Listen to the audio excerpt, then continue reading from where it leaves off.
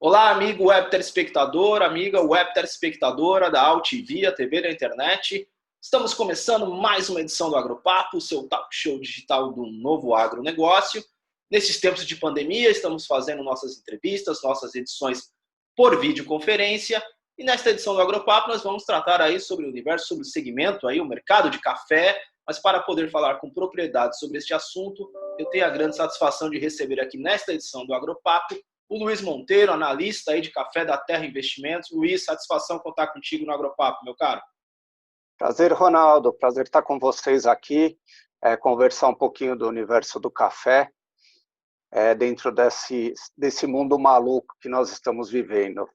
Verdade, meu caro. Até já pegando o gancho aí do que você pontuou, bom, a gente está caminhando aí para o final da colheita da safra desse ano, né? Nas tuas análises aí, do acompanhamento todo que você faz, a pandemia trouxe algum tipo de impacto aí para esse trabalho de retirada do grão do campo? Então, nós tivemos muitas dúvidas no início da pandemia, né? Quando ela começou a atingir o Brasil ou os Estados Unidos, o mercado assustou muito, inclusive os preços subiram bastante em meados de março, com essa expectativa de como a pandemia iria afetar a colheita nos países de origem, né? A gente não tem visto grandes problemas, o produtor brasileiro muito profissional, cada vez mais profissional, conseguiu se adaptar às exigências, né, sanitárias, né, dos órgãos para poder efetuar a colheita do café. E ela está ocorrendo de forma muito boa, dentro da expectativa, um pouquinho de atraso talvez no início, justamente por essa adaptação, mas sem grandes problemas, tanto aqui no Brasil como outras origens também, alguns países da América Central e da Ásia, Vietnã, também a gente chegou a conversar com algumas pessoas.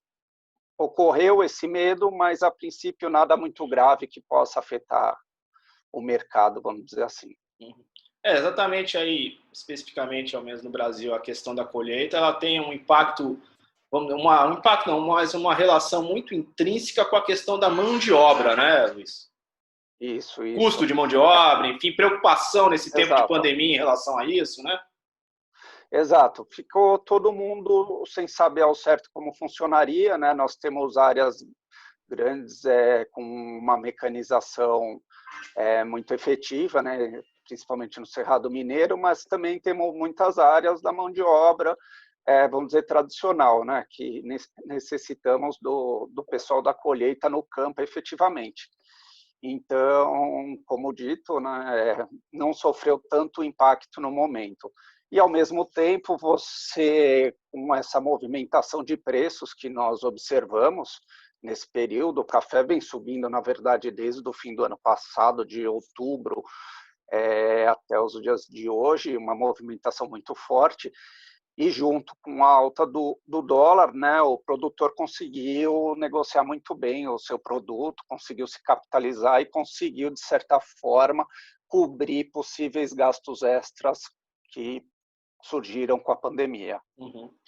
Esse cenário aí de valorização aí das cotações do café, como você também acentuou, esse cenário está, vamos dizer assim, sendo puxado por quais fatores, Luiz? É a questão aí de mercado mesmo, oferta e demanda, ou tem uma relação aí de negócio de fundos de investimento, da especulação normal do mercado? Como é que você avalia esse cenário? Sim. O mercado, no lado fundamental, nós observamos uma tendência de baixa. A gente está vivendo um ano de safra muito boa brasileira, uma safra praticamente, podemos dizer, recorde, né? Não vamos falar em números de safra para não criar polêmica, mas temos números da Conab muito fortes, e o mercado em si observa números mais altos de produção brasileira. Então, o clima foi favorável desde o ano passado até o momento atual da colheita, né? O clima favoreceu o desenvolvimento da árvore e favoreceu a colheita agora no momento. Então, a gente vai ter uma safra alta brasileira com uma ótima qualidade também. Então, do lado fundamental, existe uma pressão de preços, deveria ocorrer uma pressão de preços. E como você citou, em muitos momentos, especialmente não podemos falar de crise e macro, existe uma participação muito mais forte dos fundos e desses players internacionais que eles ficam fazendo negócios em cima de volatilidade.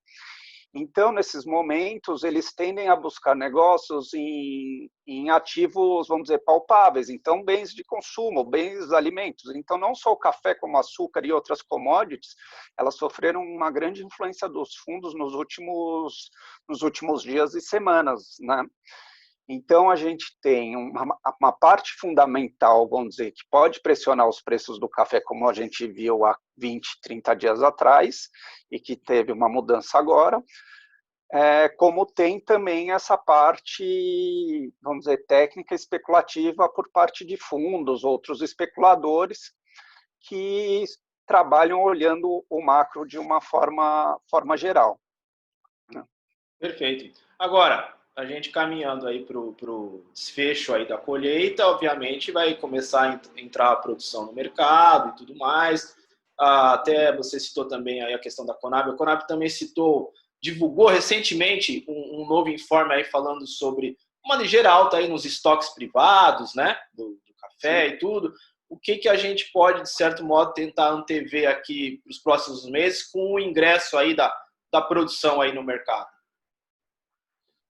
Então, é um pouco difícil a gente prever, a gente não está conseguindo analisar de um dia para o outro aqui, né, o mercado, como tem andado. A gente tem também muita influência da moeda ultimamente, né? A moeda tem ajudado o setor produtivo a ter resultados maiores, ter receitas ótimas aí nesse período, né, até surpreendentes, você pensando em reais, produtor conseguindo vender café a 600, 650 reais, então são valores excelentes. Então, daqui para frente, a colheita já foi grande parte efetuada e até negociada, né? A gente pode falar em torno de 85% aí colhida. Agora começa já especulações e conversas sobre a próxima safra, né? Então, existe monitoramento sobre o clima, muito se falou nos últimos 10 dias que o mercado subiu muito, em questão não só dos fundos, como a gente falou um pouquinho ali atrás, mas também a questão climática, que surgiu a notícia que não surgiu, mas começou a se ter mais força a notícia de uma possível laninha que possa atingir as áreas de produção, ou seja, uma possível mudança climática para ausência de chuvas daqui a alguns meses. Então, esse foi mais um fator que ajudou o mercado a princípio subir, tá? E agora, com mais calma, já estão sendo observados a entrada de chuvas, enfim, agora a gente precisa analisar isso também, a quantidade dessas chuvas, como que elas podem afetar ou não o mercado, porque agora a gente já está falando já da próxima safra, né? Me conta uma coisa, Luiz, o produtor de café, ele é um produtor assim, que já, imagino eu que sim, que já vem absorvendo essa questão de um melhor uso aí de ferramentas de gestão de risco, de hedge, como é que é isso na tua avaliação? Sim, sim. O produtor brasileiro ele está se tornando cada vez mais profissional. Eles já vêm há bastante tempo deixando de ter aquela cultura familiar, né, como ocorria antigamente. Não digo deixou de ser familiar, mas teve um estudo, uma análise melhor.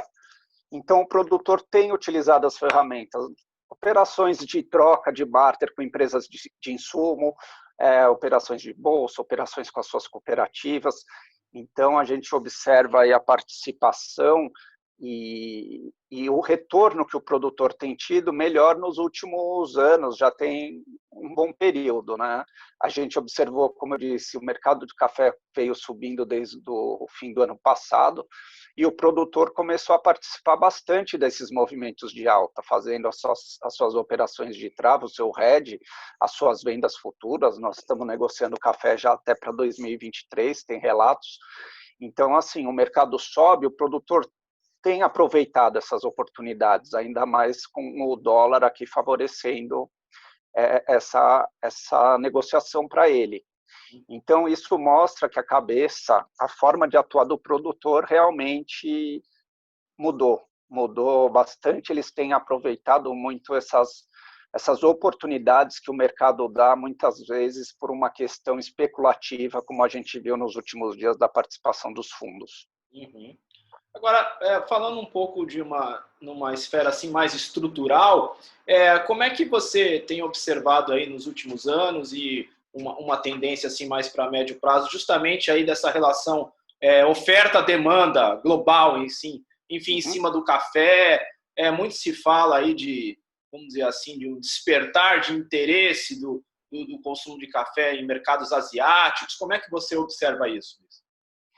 Então, o mercado tem mudado muito ultimamente, nos últimos anos, e em especial durante a pandemia, né? Essa é uma outra questão que influi muito nos preços, nas altas e nas baixas. É muito comentada a relação do consumo nos últimos meses, desde que se iniciou a pandemia.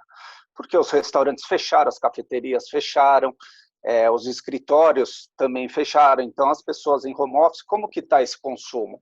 O consumo doméstico, eu estou vendo você tomando a sua caneca aí, o consumo doméstico ele está compensando o consumo que ocorria nas ruas, nas cafeterias, restaurantes, escritórios. Esse é um número que ninguém consegue afirmar se sim ou não. O que está tendo é uma mudança na forma do mercado e das pessoas consumirem café, na minha opinião. Então, a gente vê os relatos e as análises, o mercado consumidor das monodoses, do sachê, da cápsula, aumentou muito nos países desenvolvidos, Europa, Estados Unidos. E, ao mesmo tempo, o consumo doméstico do torrado e moído também aumentou. Quando começou a questão da pandemia no Brasil, Europa, Estados Unidos, como falaram que teve uma corrida pelo papel higiênico em alguns lugares, também teve pelo café, né? A pessoa na crise, ela não deixa de consumir o café. O que ela pode fazer é mudar, talvez, de marca. Ela deixa de consumir um café mais caro e passa para um café mais barato. Pois aquilo, quem toma café não consegue ficar sem tomar o café. Então, o mercado está mudando um pouco disso. A gente vê os cafés especiais, os gourmets, são os que estão sofrendo um impacto maior nesse momento. Por quê? Porque era aquele café servido em um restaurante, em uma cafeteria, preparado por um barista, com todo um processo para você ter o melhor prazer em tomar o café, e isso não está acontecendo, porque esses lugares estão fechados.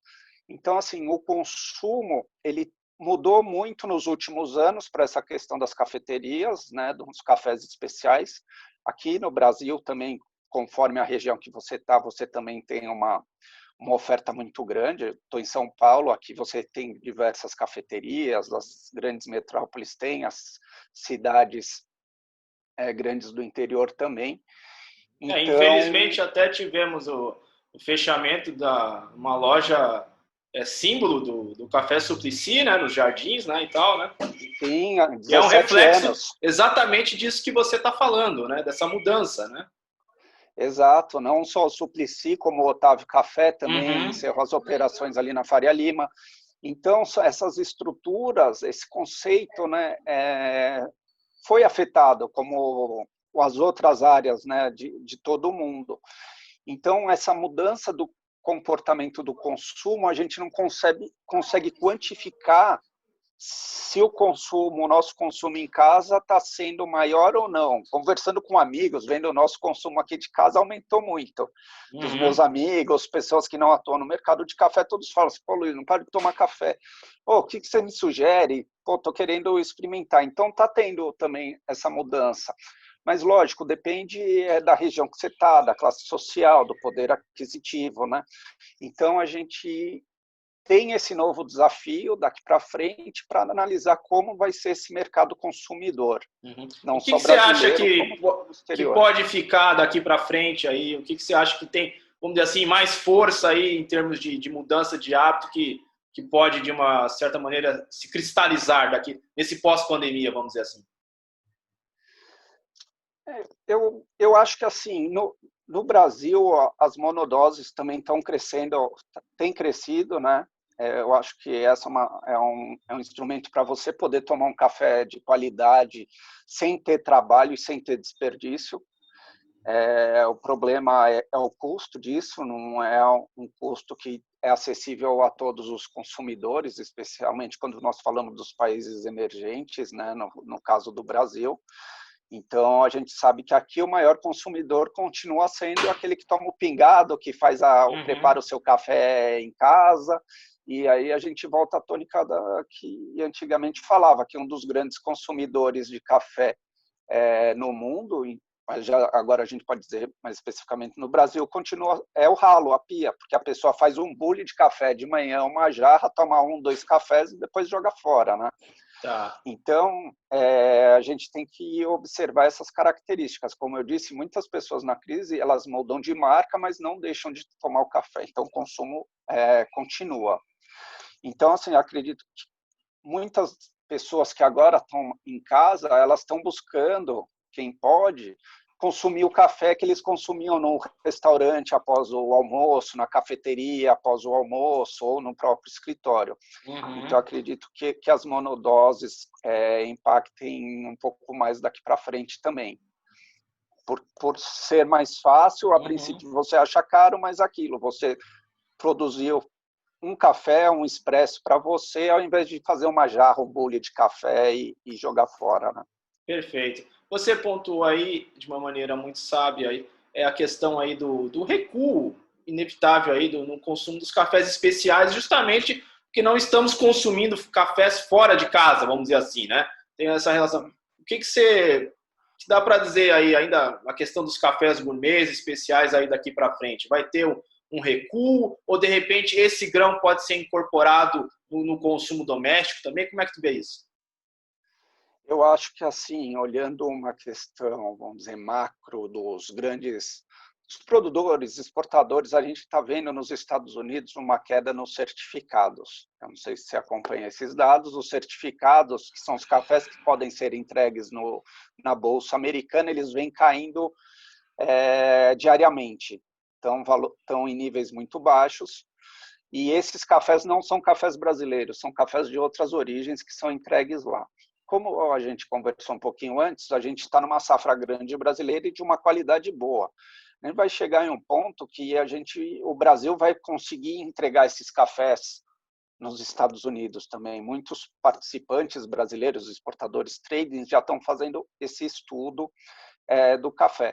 Então, a gente pode pensar o seguinte: o café especial, será que não está tendo uma demanda momentânea, mas ele pode que se tornar uma commodity, como um café comercializado normalmente, porque apesar do café ele não perder qualidade, muita qualidade com os anos, o café especial ele sente mais.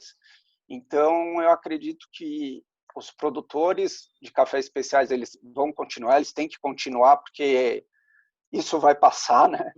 Tá difícil, né? A pandemia, mas ela vai passar e o mercado consumidor vai voltar desses cafés.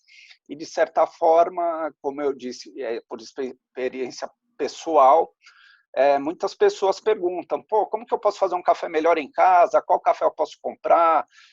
Um café especial que vende eu consigo moer e preparar em casa. Pô, Luiz, que método que eu posso usar que é mais fácil? Eu uso uma prensa. Então, a gente indiretamente vai estimulando esse consumo também, que é uma migalha do mundo do café, vamos dizer, a nossa participação nisso, pessoal, mas eu acho que é uma tendência que as pessoas podem também levar para suas casas, aprender a consumir um café melhor. Muito bem, Luiz. Olha, já é um grande bordão e chavão do Agropapo, que boa conversa acaba passando rápido. Eu quero agradecer uma vez mais a tua participação. Foi uma ótima entrevista. A gente fez aí um raio-x aí dos principais pontos do café aí. E eu quero pedir a gentileza aí de você puder deixar algum contato, qualquer que você queira aí, para quem quiser mais informações sobre como operar melhor aí nos mercados de café. A gente está à disposição lá na Terra.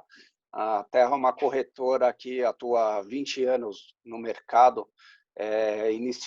Iniciamos no mercado agrícola, hoje abrangemos todas as áreas, todos os produtos, desde câmbio para o hedge, ações, mercados de renda fixa, mas temos uma mesa com vários profissionais para o agronegócio, não só para o café, como para grãos, para o boi, para o etanol. Então, a Terra Investimentos está à disposição aí de quem precisar melhorar a sua rentabilidade ou mesmo queira participar dos mercados agrícolas, é só nos procurar, Terra Investimentos aí nas redes sociais, na internet, e que nós vamos estar à disposição.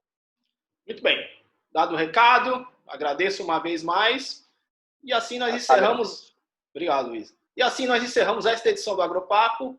O Agropapo tem produção, direção e apresentação de Ronaldo Luiz, e a direção jornalística da Altivia TV da Internet é do jornalista Alberto Luchetti. Encerramos esta edição, voltamos na próxima. Um abraço e tchau, tchau.